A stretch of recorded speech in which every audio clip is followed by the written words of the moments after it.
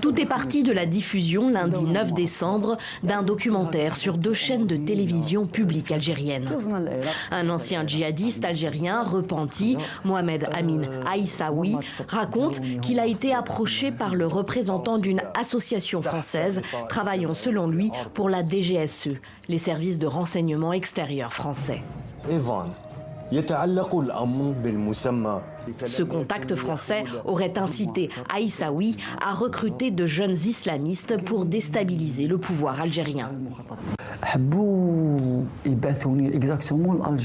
Ils m'ont demandé d'aller dans les quartiers populaires d'Alger comme Bab El Oued, El Makaria, Oussendey et El Arash pour trouver les extrémistes. On m'a dit de recontacter les anciens extrémistes et de gagner leur confiance, de leur expliquer que je veux constituer un nouveau groupe terroriste et que je serai leur chef.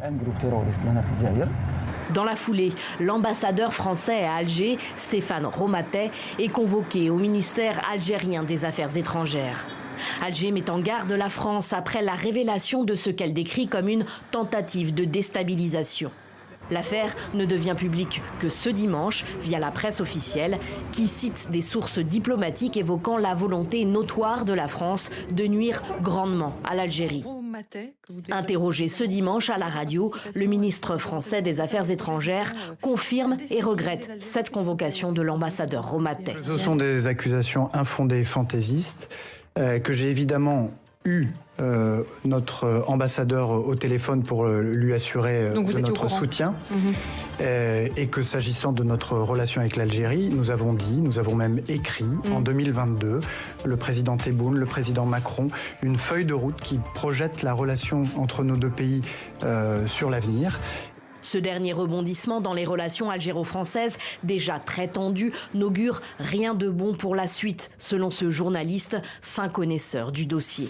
La situation entre Alger et Paris ne va pas vers l'apaisement, mais davantage de tensions et d'exacerbations, ce qui laisse à penser que nous allons rester sur cette préfiguration, dans cette logique, pendant probablement jusqu'à le départ du président Macron.